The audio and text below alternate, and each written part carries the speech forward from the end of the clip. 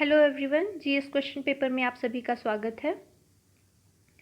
आज हम लोग हिस्ट्री और सिविक्स के कुछ इम्पॉर्टेंट क्वेश्चंस को सॉल्व करेंगे जो यूपी टीजीटी जो वैकेंसी आई है 2022 उसके लिहाज से, और भी जितने गवर्नमेंट्स एग्ज़ाम्स हैं उन सबों के लिए ये एक महत्वपूर्ण फैक्ट है। तो प्लीज़ आप लोग इस टेस्ट सीरीज़ को सॉल्व करिए। ये 5th पार्ट है।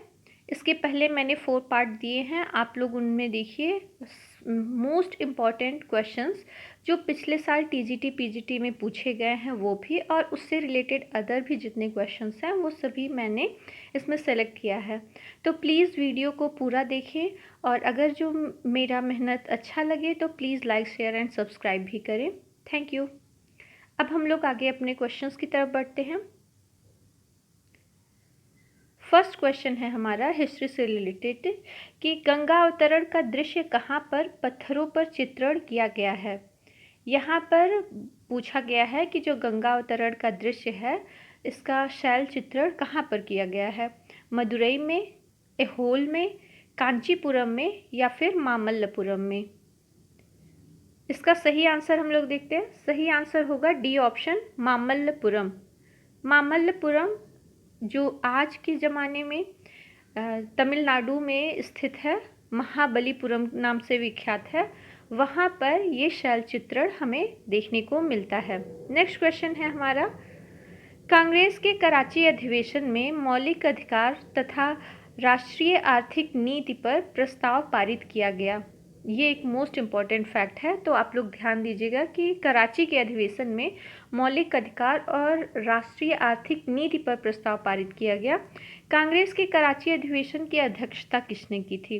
इसमें मेन पूछा है कि अधिवेशन की अध्यक्षता किसने की थी, लेकिन आपको साथ ही साथ ये भी फैक्ट बताया गया है कि मौलिक अधिकार तथा राष्ट्रीय आर्थिक नीति पर इसमें प्रस्ताव भी पारित किया गया है। आपके ऑप्शंस हैं, देखते हैं। पहला है मौलाना अबुल कलाम आज़ाद, या फिर जवाहरलाल नेहरू, या फिर सरदार वल्लभ भाई पटेल, या डी ऑप्शन है सुभाष चंद्र बोस ने कराची अधिवेशन की अध्यक्षता की। इसमें सही आंसर होगा सरदार वल्लभ भाई पटेल। सरदार वल्लभ भाई पटेल ने कराची अधिवेशन की अध्यक्षता की, जिसमें मौलिक अधिकारों की बात की गई पहली बार। नेक्स्ट क्वेश्चन है, भारत छोड़ो आंदोलन का तात्कालिक कारण क्या था। आपके ऑप्शंस है ए दक्षिण पूर्व एशिया से ब्रिटिश की निकासी, या फिर क्रिप्स मिशन की असफलता, या फिर अगस्त प्रस्ताव की असफलता, या डी ऑप्शन है महात्मा गांधी की गिरफ्तारी। आइए इसका सही आंसर देखते हैं। सही आंसर होगा भारत छोड़ो आंदोलन का तात्कालिक कारण था क्रिप्स मिशन की असफलता। नेक्स्ट क्वेश्चन है हमारा, निम्नलिखित में से किस सुल्तान ने सती प्रथा को रोकने का प्रयास किया। ऑप्शंस हैं आपके, अलाउद्दीन खिलजी ने, मोहम्मद बिन तुगलक ने, फिरोज शाह तुगलक ने, या फिर इल्तुतमिश ने। इसका सही आंसर होगा मोहम्मद बिन तुगलक ने। मोहम्मद बिन तुगलक जो आपका मुस्लिम शासक था, उसने सती प्रथा को रोकने का प्रयास भी किया। नेक्स्ट क्वेश्चन है, निम्नलिखित में से किस भारतीय संरचना या स्मारक में पहली बार भवन निर्माण के इस्लामी सिद्धांतों और सजावट का प्रयोग हुआ है। ऑप्शन हैं आपके, अलाई दरवाज़ा, कुतुब मीनार, या फिर कुव्वतुल इस्लाम मस्जिद, या इल्तुतमिश का मकबरा। इसका सही आंसर होगा अलाई दरवाज़ा। अलाई दरवाज़ा पहला ऐसा स्मारक या संरचना थी जिसमें इस्लामी सिद्धांतों और सजावटों का प्रयोग हुआ है। नेक्स्ट क्वेश्चन पूछा है कि मनियारों का राजकुमार किसे कहा जाता है। ऑप्शंस हैं ए इब्राहिम लोदी, बी मोहम्मद बिन तुगलक, सी बाबर, या फिर डी मोहम्मद गोरी को। इसका सही आंसर होगा मोहम्मद बिन तुगलक, बी ऑप्शन सही है हमारा। नेक्स्ट क्वेश्चन देखते हैं। नेक्स्ट क्वेश्चन है, किस सूफी संत को चिरागे देहलवी कहा जाता है। आपके ऑप्शंस हैं ए निजामुद्दीन औलिया, बी शेख नसीरुद्दीन महमूद, या फिर सी कुतुबुद्दीन बख्तियार काकी, या इनमें से कोई नहीं। इसमें हम देखते हैं कि सूफी संत शेख नसीरुद्दीन महमूद थे, उन्हें चिरागे देहलवी भी कहा जाता था। 8वां प्रश्न है हमारा, सल्तनत और मुगल काल में अहोम वंश कहाँ राज्य करता था? सल्तनत और मुगल काल में अहोम वंश कहाँ राज्य करता था या कहाँ का शासन था अहोम वंश? असम का, बंगाल का, तमिलनाडु का या फिर केरल का? इसका सही आंसर होगा ए ऑप्शन, असम। सल्तनत और मुगल काल में अहोम वंश असम राज्य में स्थित था। नेक्स्ट क्वेश्चन है, इनमें से क्या बलबन से संबंधित है?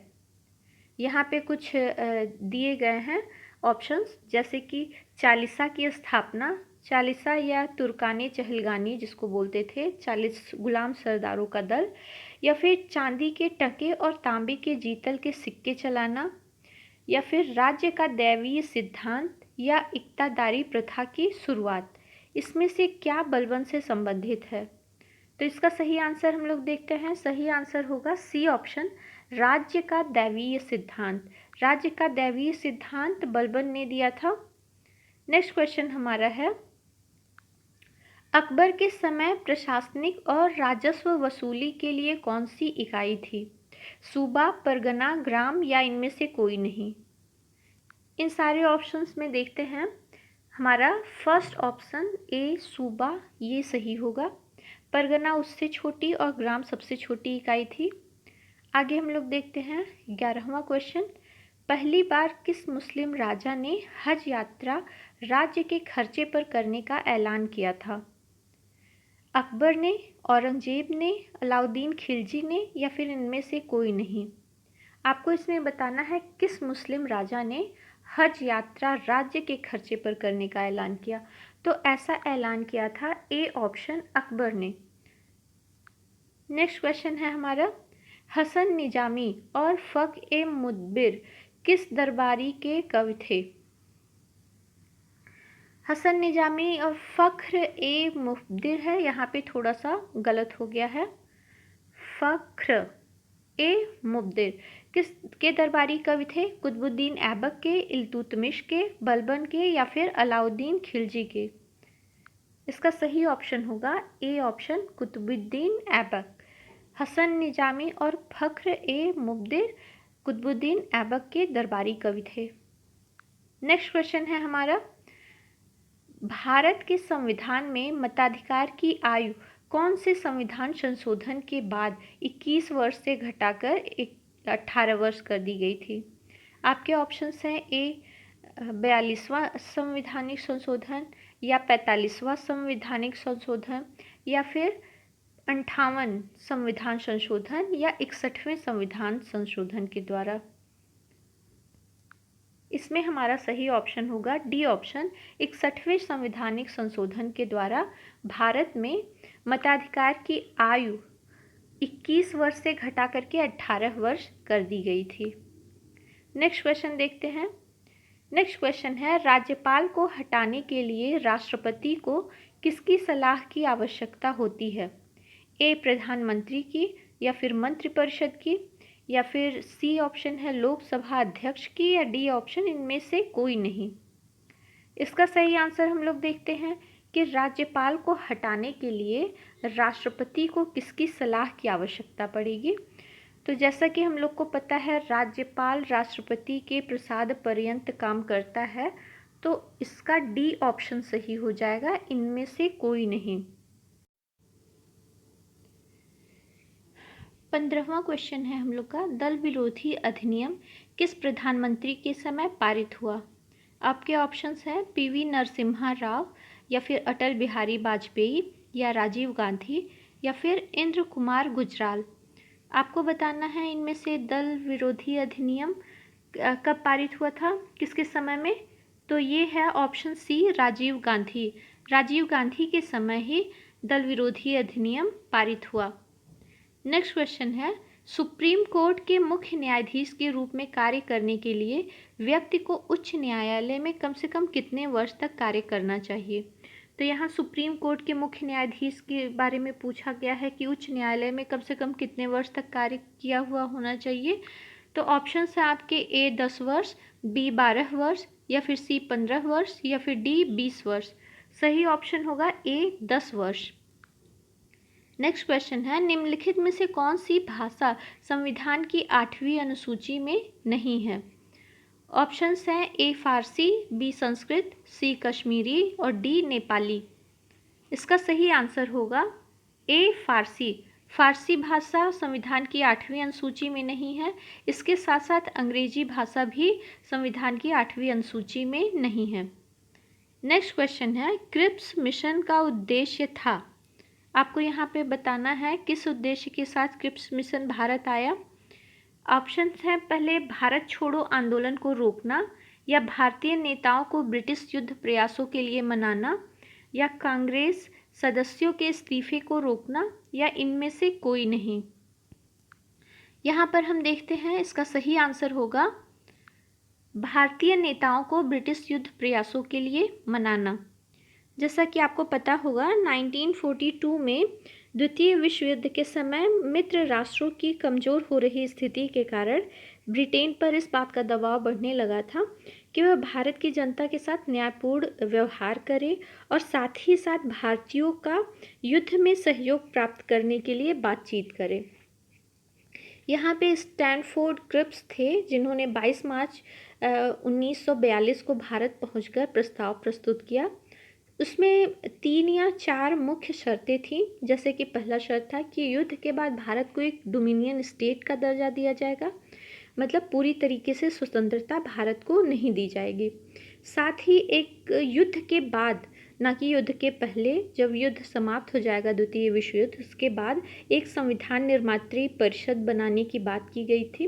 इसके साथ साथ यह भी उसमें बोला गया था कि यदि भारत का कोई प्रांत, आप लोगों को पता ही होगा भारत उस समय छोटे छोटे प्रांतों में बटा हुआ था, तो अगर जो उस समय कोई प्रांत नहीं चाहता है कि वो भारत में मिले, वह अपनी संवैधानिक स्थिति जो उस समय थी बनाए रखना चाहता होगा, तो उससे एक अलग नया संविधान देने की तैयारी इसमें कही गई थी, जो कि भारत के जितने भारतीय नेता थे उन लोगों को ये चीज़ सही नहीं लगा।